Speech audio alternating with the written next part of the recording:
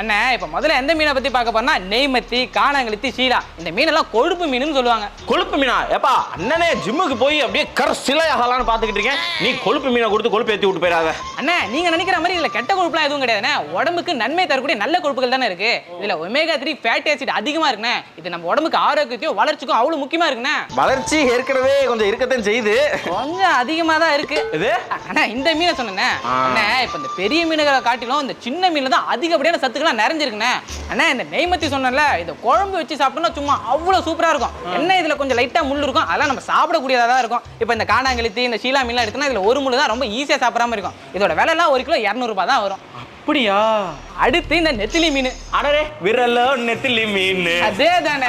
இந்த நெத்திலி மீன் இருக்கு பாத்தீங்களா, இவன் பார்க்க தான் சின்னதா இருப்பான், ஆனா இவனுக்குள்ள அவ்வளவு மருத்துவ சத்துக்களை ஒளிச்சு வச்சிருக்கானே. இத்துணுக்குள்ளயா? ஆமாண்ணே.